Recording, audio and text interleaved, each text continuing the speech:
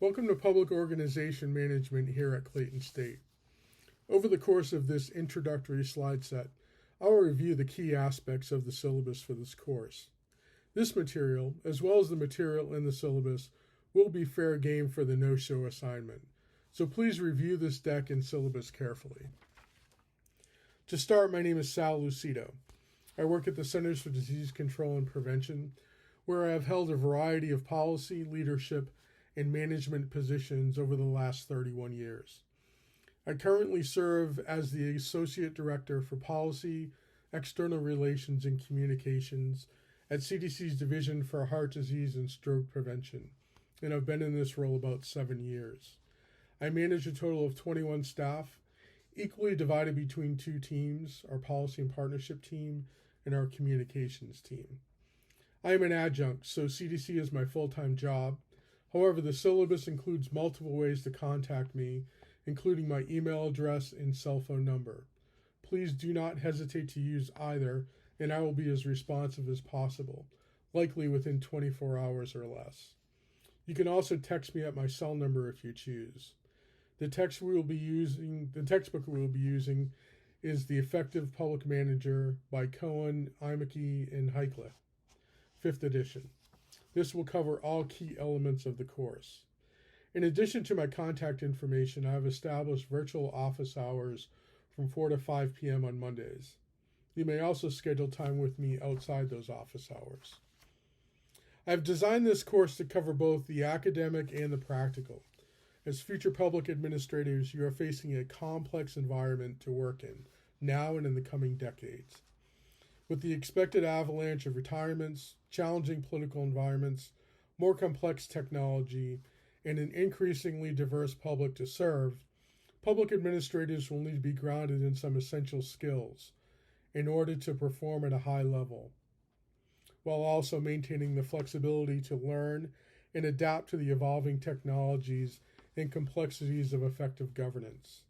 This course seeks to provide future public administrators with a basic understanding of the core skills needed to be effective, as well as some insight into the rapidly evolving challenges, technology, innovation, and entrepreneurship that they will face in the future. This course is divided into 8 sections over the 8 weeks that we'll be meeting, and they address the following topics: management and leadership, building strong teams, innovation, partnerships, budgeting and goal setting, contracting, information management, and building a career. Each of these topics is critical to understanding the basics of being a public servant and leader. I've also found that over the course of my career, each topic has played a very important role in the performance of my duties, so being grounded in each is critical for your development as a public servant.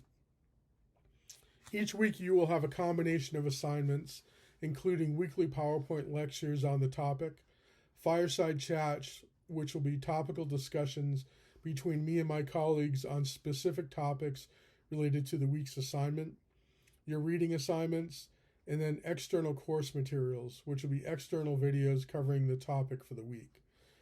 Based on feedback from last year, I have limited the number of videos in that category to 2 to 3 per week, trying to keep that manageable. So I hope this will work well for you. All these materials are required, and any information provided to you through these materials are fair game on the exams. There are 3 primary categories of assessments in this course: exams, discussion boards, and a course paper. Collectively, these assessments provide each student with the opportunity to earn up to 1,000 points. You will also need to complete the syllabus quiz, which serves as the no-show assignment for this course. This will need to be completed by January 19th, and no extensions are permitted, so please complete this as soon as possible. There will be 2 exams for this course, a midterm and a final.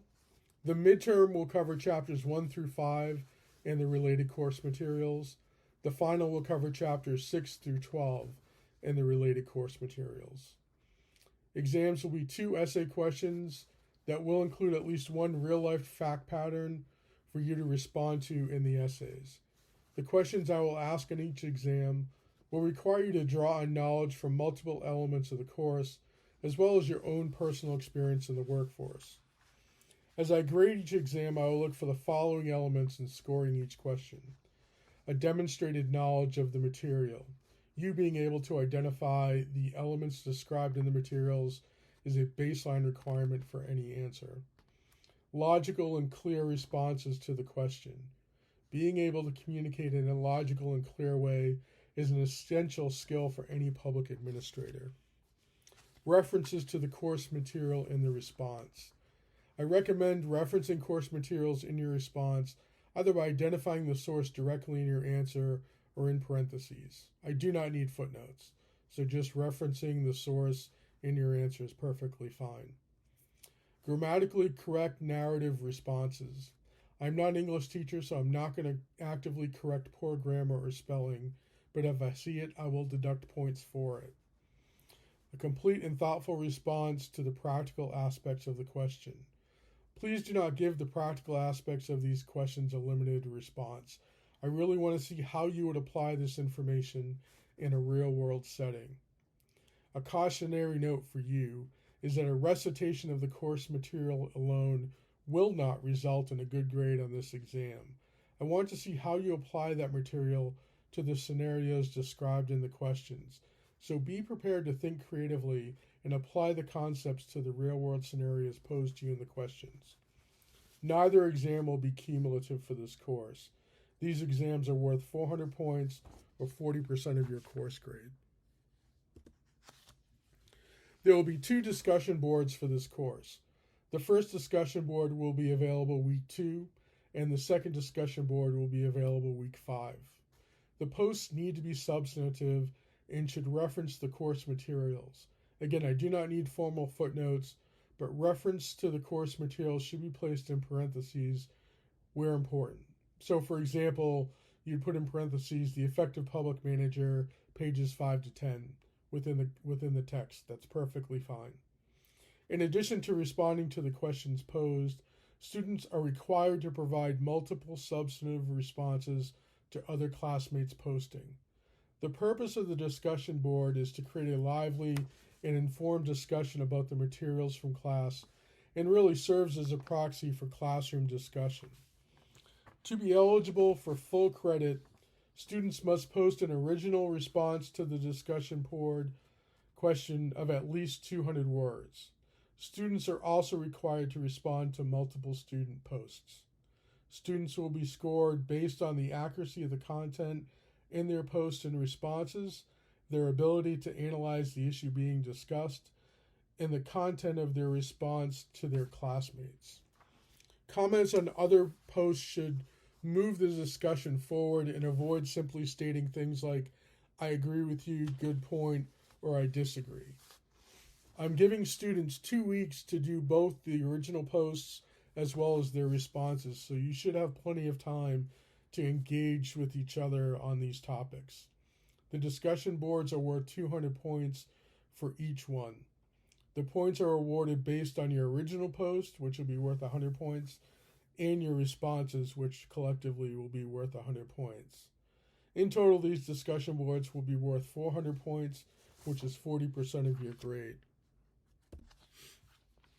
The last required assignment is a course paper which should be a minimum of 5 pages long.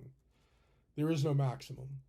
This assignment will require you to conduct an informational interview between you and a practitioner in government or the nonprofit sector. There are 7 defined interview questions for the practitioner that you may augment as you see fit, but all the defined questions must be asked and responded to as part of this assignment. Again, if you choose to add additional interview questions, that's perfectly fine, but be sure to include the 7 defined questions in your final paper. There are also 3 self-reflection questions that you will be expected to answer as part of this assignment. Responses to all 10 questions must be included in the paper for full credit, and this assignment will be worth 200 points towards your final grade, which is 20% of your total grade. My purpose here is to really start getting you to network with practitioners, as well as make some contact with others outside the classroom and get a good sense of what their experience has been in terms of developing their public sector career. These are some key university dates that you should be aware of. I won't walk through each one of them, but they are listed in the syllabus as well, so please pay attention to these dates. They're very important. Some final thoughts. My approach to this course is to work with each of you on developing your skill sets as future public servants. I really have no interest in trick questions on exams or nitpicking your discussion board responses. I do expect any materials you develop for your assignments to be well thought out and well written. Making strong arguments, communicating effectively, and doing so in a grammatically correct manner are essential tools for a public servant. Again, I'm not an English teacher, but I will reduce points for poor grammar or spelling, so please plan accordingly. You need to know that spelling and grammar are going to either enhance or undermine your credibility in the workforce as a public servant. So be aware of that now and make sure that you address that point before you get into your public sector career full-time. The second critical aspect of this course is your engagement with each other. This is obviously a challenge in an online course, but I believe it can be very rewarding as you each come to class with your own experiences and opinions, and we can learn quite a bit from each other. That is why we will only have 2 discussion boards, and that is why response deadlines have been extended to 2 weeks total. In addition, please be respectful with your responses, but do not feel compelled to agree with each other 100% of the time. It's fine to disagree. It's fine to debate. That's the point of a class. And so if you do so respectfully. The specific protocols for your written assignments are provided in the syllabus. Please review these protocols and plan accordingly. The protocols are fairly simple and straightforward, so it shouldn't be too challenging to conform your assignments accordingly.